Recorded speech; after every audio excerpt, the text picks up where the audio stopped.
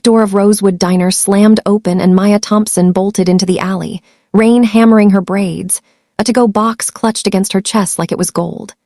"Hey, hey, wait!" she shouted, skidding to a stop. 3 figures huddled under the fire escape, Elder Ray with his patched coat, Deshawn shivering in a hoodie 2 sizes too big, and the silent woman, her scarf pulled up to her eyes. Maya dropped to her knees on the wet concrete, popped the lid, and steam curled up from fried chicken, mac and cheese, and a slice of peach pie. "It's still warm," she said, breathless. "Manager said to toss it. I said hell no." Ray took the box with both hands, his knuckles swollen from arthritis.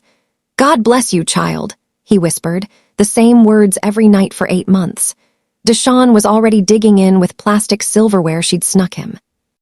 The silent woman just nodded, but her eyes crinkled above the scarf, and that was enough. Inside, Carl, the night manager, banged on the glass. "Thompson, you're on camera. That's theft." Maya didn't look back. She never did.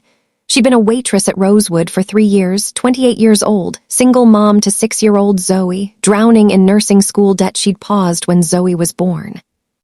The diner was on 8th and Main, Port Harcourt, where the oil money didn't reach and the streetlights buzzed like dying flies. Her shift started at 6 a.m. and ended when the last drunk stopped ordering gravy fries.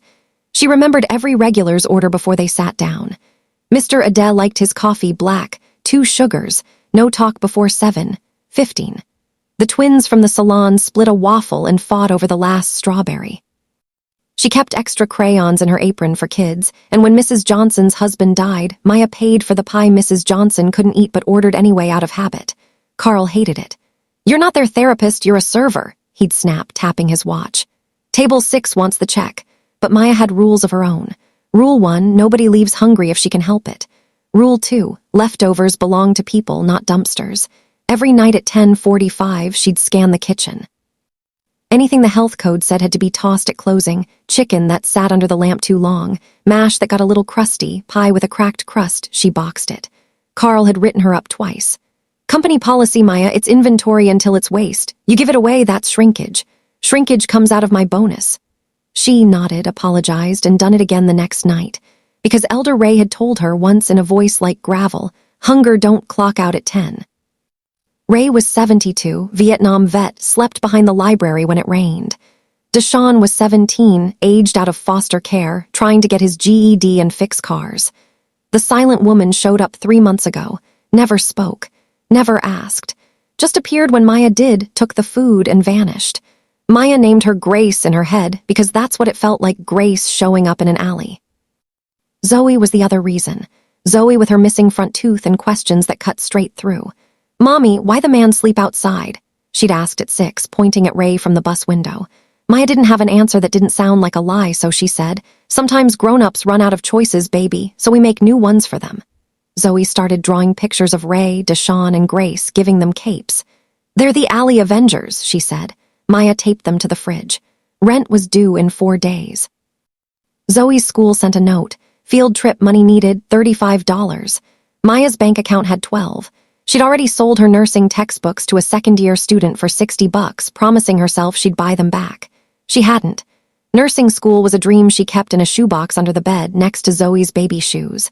At Rosewood, she made $200 a week plus tips if the oil guys were in a good mood. They weren't this month. The city had cut contracts. Tips were down. Carl was cutting hours. It happened on a Tuesday, health inspection day. The regional manager, a woman named Diane with a clipboard and a jaw that never unclenched, showed up at 9:30 p.m. unannounced. Carl was sweating through his polo. We're clean," he kept saying, trailing her like a duckling. Maya was wiping tables, watching the clock. 10:42. The kitchen was loading the last of the chicken into the warmer. She could see it from the dining room, 3 pieces, leg, thigh, wing. Too good to waste. Diane was in the back, checking the freezer logs. Carl was up front, faking a smile at a table. Maya moved. She slipped into the kitchen, grabbed a to-go box, gloved up and boxed the chicken, added mash from the steam table, pie from the display case that had a crack down the middle. She wrote "God bless" on the lid in Sharpie, like always. She pushed through the back door into the rain. Ray was there, Deshawn was there, Grace was there. She handed it over. "Be safe tonight," she said. Then the door flew open. Diane stood there, clipboard in hand, rain spotting her blazer. Carl behind her, face red, triumphant. That, Diane said, pointing at the box in Ray's hands, is company property. Maya stepped in front of Ray. It's trash. Policy says we toss it at 11. It's 10:58. Diane looked at her watch. It's 10:57, and policy says it's tossed by management, not distributed by staff to unauthorized persons. Carl jumped in. She's been doing this for months, Ms. Diane. Have emails. I warned her she's stealing. Maya's mouth went dry. I'm not stealing. I'm not selling it. You're terminated, Diane said, just like that. No sit down, no write-up. Turn in your apron now. The dining room had gone quiet. Mr. Ades stood up. Now hold on, he said. That girl's the only reason I come here. The twins from the salon started filming with their phones. Y'all firing her for feeding people, one shouted. Carl pointed at them. No filming, private property. Maya untied her apron with fingers that didn't feel like hers. She folded it, set it on the counter. She looked at Zoe's crayon drawing taped to the register, Alley Avengers, capes flying. She picked it up, tucked it in her jacket. You're making a mistake, she said to Diane, voice shaking. Diane didn't blink. The mistake was hearing someone who doesn't respect policy. Maya walked out, not through the back. Through the front, past every table, past the regulars who'd watched Zoe grow up in a booster seat at the corner booth. Outside, the rain had turned to a drizzle. Ray, Deshawn, and Grace stood across the street, the to-go box still in Ray's hands. He looked at her, and for the first time, Maya saw something other than gratitude in his eyes. It was fury. She didn't sleep. She sat at the kitchen table in their one-bedroom, Zoe snoring in the next room, and stared at the eviction notice that had come that morning. Final notice, pay or quit. She had 3 days, her phone buzzed. It was a text from Tasha, the other morning waitress. Girl, it's all over Threads. Someone posted the video, 20K views, justice for Maya. Maya opened the app with dread. There she was, apron in hand, Diane's face like stone, Carl pointing. The caption, they fired her for feeding homeless people the food they were gonna throw away. Comments were wild. I'm never eating at Rosewood again. Who is the regional manager? Tag her. That waitress is a real one. Her DMs were flooded, job offers from food trucks, a GoFundMe someone started titled Help Maya and Zoe. $400 raised in an hour. She closed the app. She didn't want charity. She wanted her job. She wanted to not be scared. Morning came gray. She walked Zoe to school, avoiding the diner. Zoe's teacher, Miss Alina, pulled her aside. Zoe told the class what happened. She said you're a superhero. The kids made you cards. She handed Maya a stack of construction paper, stick figures with capes. Maya's corner, one said in glitter. Maya cried in the school bathroom. When she got home, the landlord was at the door, Mr. Okoro, thick arms crossed. Maya, I like you, but business is business. 3 days. She nodded. I know. I'm working on it. No more working on it, he said, not unkind. Pay or I change the locks. She spent the day applying for jobs. Everywhere wanted experience she didn't have, or nights she couldn't work because of Zoe. The diner had been her life. She called her mom in Bayelsa. Can we come stay? Her mom was quiet. Baby, I've got your brothers and their kids here. We're sleeping on the floor already. Maya didn't ask again. At 9 p.m., she went to the alley. She had no food. No job, no reason to be there, but she went. The fire escape was empty. No Ray, no Deshawn, no Grace, just a damp scarf on the bench, blue with white flowers. Grace's scarf. Maya picked it up. It smelled like rain and something antiseptic, like a hospital. She turned it over and saw a plastic badge stitched into the seam, the kind nurses tuck into their pockets. St. Mercy Hospital, Dr. L. Carter, Chief of Surgery. Maya's breath caught. Grace was a doctor. She shoved the scarf in her bag and took the bus to St. Mercy, 20 minutes across town. The ER was chaos, as always. She walked to the front desk. I need to return something to Dr. L. Carter, she said, holding up the scarf. The nurse at the desk, a woman with braids and tired eyes, froze. She looked from the scarf to Maya's face. You're her, she whispered. You're the waitress. Maya frowned. What? The nurse grabbed her wrist, not hard, but urgent. Come with me. She led Maya past triage down a hall to an office with Dr. Lydia Carter, Chief of Surgery, on the door. The nurse knocked once and pushed it open. Inside, the silent woman Grace stood at a window out of her street clothes, in scrubs, hair pulled back, no scarf. She turned, and Maya really saw her for the first time. Late 50s, sharp eyes, exhaustion carved around her mouth. Maya, Dr. Carter said, not a question. Maya held out the scarf. Left this. Dr. Carter took it, fingers brushing Maya's. I wondered when you'd find the badge. You were out there, Maya said stupidly. Every night. Dr. Carter nodded. My son died 2 years ago, overdose. He was homeless for the last year of his life. I didn't know, not until the coroner called. Her voice was steady, but her hands shook. I started walking the streets after my shifts to see them, to, I don't know, punish myself or find him. She sat down heavily. Then I found you. You didn't see a case or a problem. You saw Ray, you saw Deshawn, you saw me. You fed us like we were family. Maya didn't know what to say. Why didn't you say something? Dr. Carter gave a sad smile. Would you have treated me different if you knew I was a doctor? I needed to know if anyone would be kind when there was nothing to gain. She leaned forward. You passed, every night. Maya's knees buckled and she sat uninvited. I got fired for it. I know, Dr. Carter said. It's all over my OR. The nurses are boycotting Rosewood. She opened a drawer, pulled out a checkbook. Let me pay your rent, your debt, whatever you need. Maya stood up so fast the chair scraped. No, I don't want your money. Why not?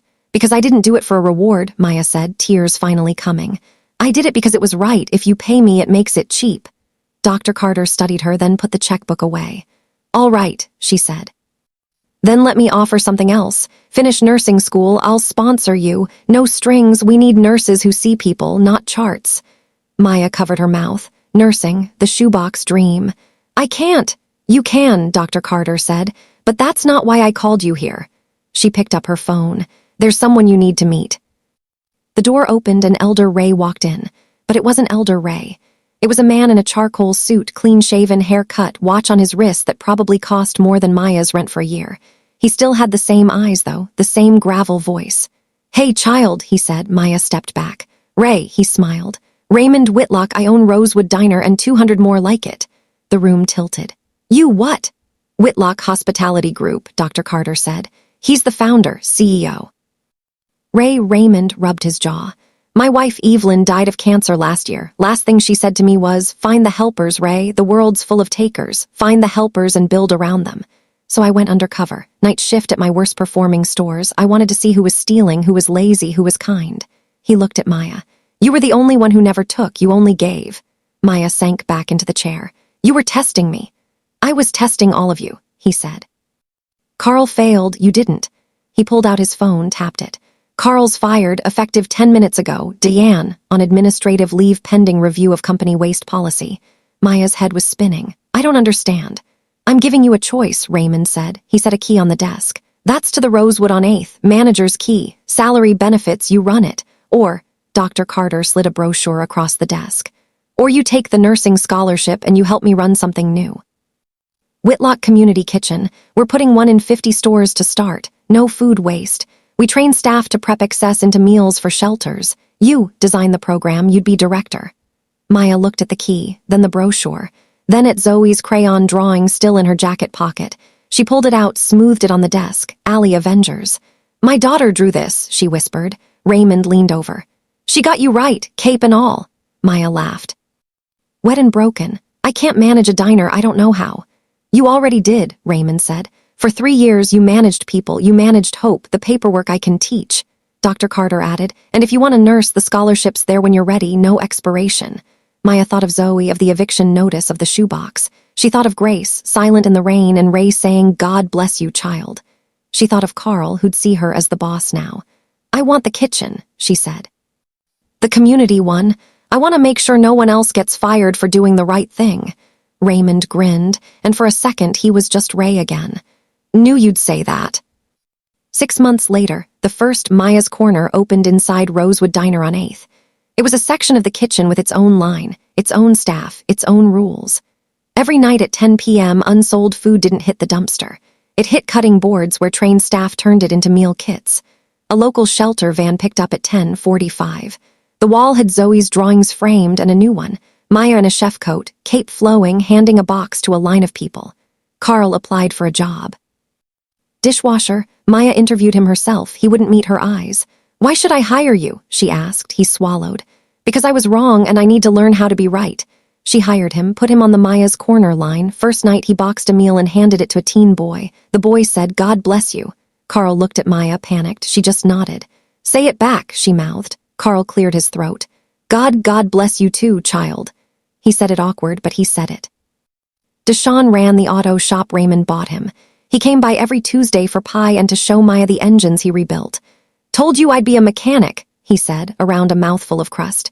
You just needed a full tank, she answered. Dr. Carter stopped doing street rounds. She started Mercy Mobile, 3 vans with volunteer doctors and nurses funded by Whitlock. She still kept the blue scarf in her office.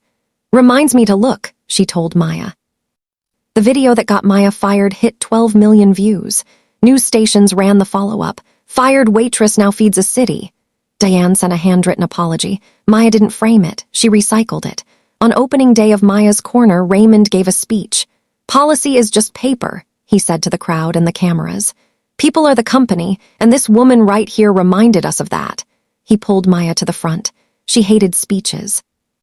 She looked at Zoe in the front row, missing tooth, holding a glitter sign. My mommy is a hero. Maya took the mic. I'm not a hero, she said. I'm just a waitress who didn't like waste. If you see someone hungry, feed them. If you see a rule that hurts, break it. And if you get fired for it, she smiled finally. Call me, we're hearing. The crowd cheered. That night after the cameras left, Maya did the line herself. Boxed chicken mash pie. She walked out the back door into the alley. A new kid was there, maybe 15, hoodie up, scared. She knelt, same as always. Hey, she said, soft. It's still warm. She handed him the box. He took it, eyes wide.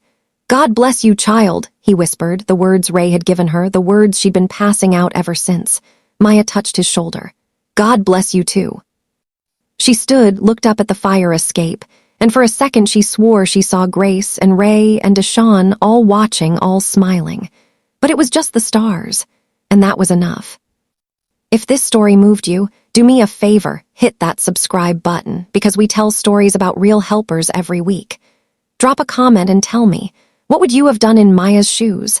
And if you believe kindness wins, smash that like button so YouTube knows to show this to someone who needs it. I read every comment, and your words keep Maya's Corner going. See you in the next one.